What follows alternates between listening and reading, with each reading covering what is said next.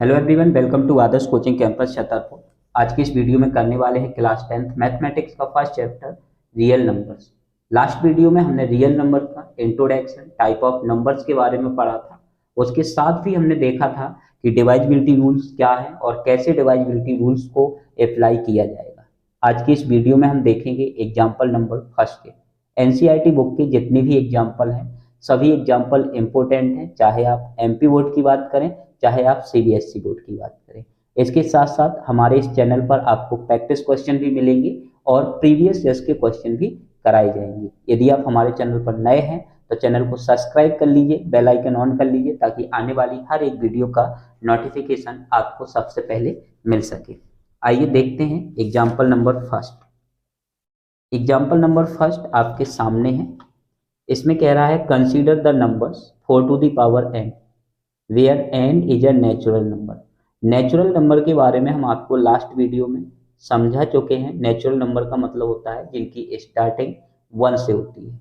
Check whether there is any value of n for which 4 to the power n end with the digit 0। N की किसी भी value के लिए 4 to the power N जो है वो लास्ट डिजिट 0 होगा या 0 नहीं होगा, इसके बारे में हमें समझना है। क्वेश्चन को एक बार और समझते हैं। क्वेश्चन में कह रहा है कि हमारे पास एक नंबर है 4 टू द पावर एन और यहाँ पे एन जो है वो नेचुरल नंबर है। नेचुरल नंबर का मतलब है 1, 2, 3 और ऐसे कोई भी।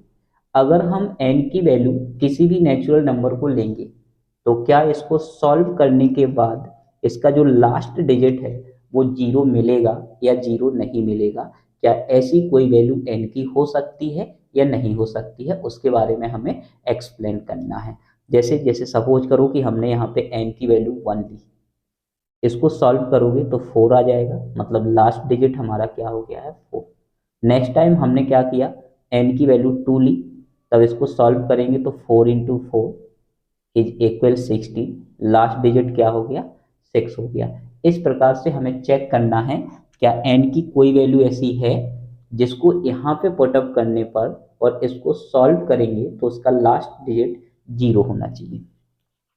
तो अब ऐसा हम बार बार n की वैल्यू पुटअप करके तो नहीं देख सकते हैं, तो इसके लिए हमें क्या करना है और किस कॉन्सेप्ट को याद रखेंगे उसके बारे में समझने वाले हैं। तो एग्जाम्पल नंबर फर्स्ट, सॉल्यूशन कैसे इसको सॉल्व करेंगे तो बड़े ध्यान से समझिए। तो सबसे पहले लिखेंगे इफ द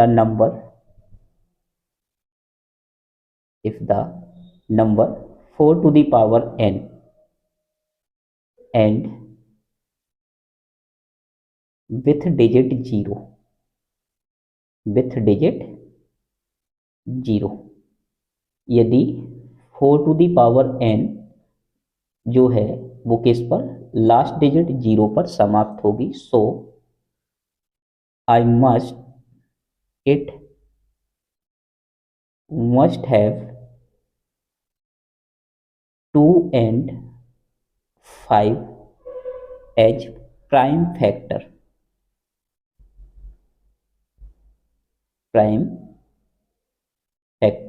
मतलब अगर ऐसा हमें कोई नंबर गिवन है तो वह नंबर के जो फैक्टर हैं उसमें कम से कम 2 होना चाहिए और एक बार क्या होना चाहिए 5 होना चाहिए। मतलब वो नंबर 2 से भी डिवाइजिबल होगा और वह नंबर 5 से भी क्या होगा, डिवाइजिबल होगा।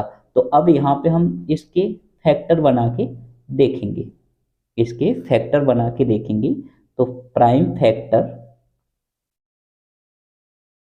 Factor of 4 to the power n is equal, 2 को फैक्टराइज करोगे तो 2 इंटू 2 टू दी पावर क्या हो जाएगा n।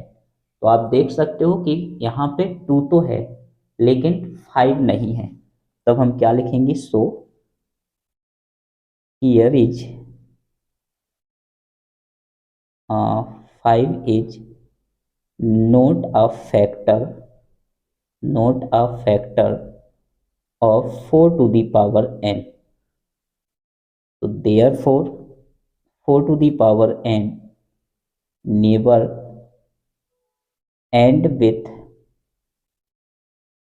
विथ डिजिट 0, इतना आपको लिखना है। और ध्यान दीजिए, वेरी इंपॉर्टेंट क्वेश्चन है सीबीएसई और एमपी बोर्ड दोनों के लिए।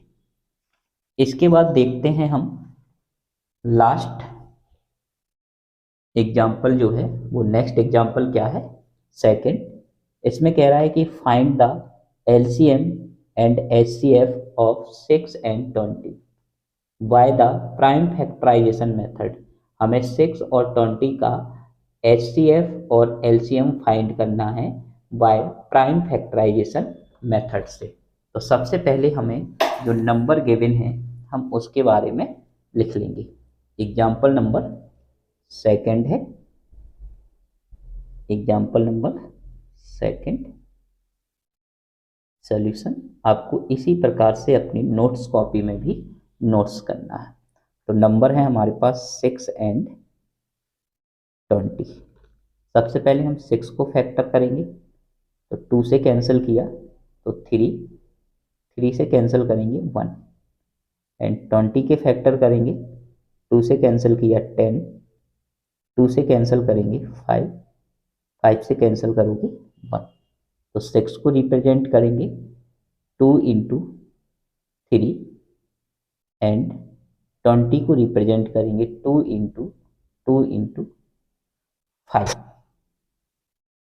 देयरफॉर अब यहाँ पे ध्यान देना है कि जब हम एचसीएफ निकालेंगे, HCF of 6 and 20 is equal, HCF में हम केवल उन्हीं नंबर को लेंगे जो नंबर कॉमन है। तो आप देख सकते हो कि यहाँ 2 है और यहाँ 2 है, तो एक 2 हमारा यहाँ पे आ जाएगा। इसके अदरवाइज कोई भी नंबर हमारा यहाँ पे कॉमन नहीं है, मतलब HCF of 6 and 20 is equal कितना हो जाएगा 2, एंड एलसीएम ऑफ 6 and 20।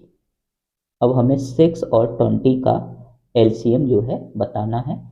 तो एलसीएम के लिए क्या करते हैं बेटा कि जो कॉमन है उसको सिंगल टाइम लिखते हैं, इसके अदरवाइज जो नंबर हैं उनको भी लिख देंगे। तो यहाँ पे हमारा 3 बचा है, तो 3, यहाँ पे हमारा 2 बचा है, और यहाँ पे हमारा 5। तो 5 2 जा 10, 10 3 जा 30, और 30 2 जा हो जाएगा हमारा 60। तो यहाँ पे 60 हमारा क्या हो जाएगा, आंसर हो जाएगा। इसके बाद देखते हैं example number third. Example number third आपके सामने है कि find the HCF of 96 and 404 by the prime factorization method। पहले हमें क्या करना है, 96 और 404 का HCF फाइंड करना है by prime factorization method। Hence find their LCM, और फिर हमें उनका क्या करना है, LCM फाइंड करना है। तो आपके पास भी बुक होगी, आप बुक में देख सकते हो कि आपके जो नंबर्स हैं वो हमें कौन कौन से नंबर्स गिवन हैं। एग्जाम्पल नंबर थर्ड हमें यहाँ पे गिवन है 96 and 404, 96 and 404। सबसे पहले हम इसको फैक्टर बनाएंगे, तो 96 के फैक्टर करोगे तो 2 से कैंसिल किया तो 48, 2 से कैंसिल करोगे 24, 2 से कैंसिल करोगे 12, 2 से कैंसिल करेंगे 6, 2 से कैंसिल करेंगे 3, 3 से करेंगे तो 1। 404 को 2 से कैंसिल किया तो 202, 2 से करोगे तो 101। इसके बाद जो 101 है वो डायरेक्ट 101 से ही कैंसिल होगा। दैट मीन्स 96 इज इक्वल हो जाएगा 2 कितने टाइम्स है, 1 2 3 4 5 time, 1 time, 2 time, 3 time, 4 time, 5 time, and into 3। ऐसे ही 404 को रिप्रेजेंट करोगे 2 इंटू 101। इसके बाद अब हमें HCF फाइंड करना है। Therefore HCF of 96 and 404 is equal, तो यहाँ पे देख सकते हो एक हमारे पास 2 कॉमन है तो हमने 2 को लिख दिया, इसके बाद एक और 2 कॉमन है तो इसको भी लिख दिया। इसके बाद तो कुछ नहीं है, मल्टीप्लाई करोगे तो क्या हो जाएगा 4। That means HCF of 96 and 404 is 4। अब हमें फाइंड करना है LCM। तब यहाँ पे हमें एक फॉर्मूला अप्लाई करना है।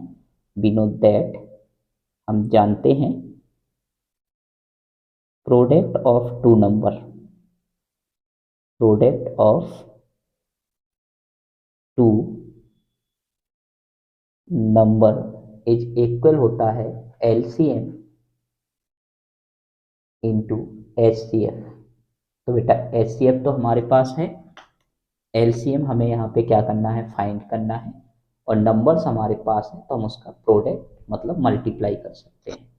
तो 96 into 404 is equal LCM into HCF हो जाएगा 4। HCF इस साइड आ जाएगा 4, तो 96 into 404 divide by 4 is equal LCM। 96 को कैंसिल करोगे तो 4 टू जा 8, 4 4 जा 16 इंटू 404 इज इक्वल LCM। इसका मल्टीप्लाई करोगे तो आ जाएगा 96 इज इक्वल LCM, और यह हमारा आंसर हो जाएगा। इसी प्रकार से आप एग्जाम्पल 4 को भी सॉल्व कर सकते हैं। नेक्स्ट वीडियो में हम देखेंगे एक्सरसाइज 1.1।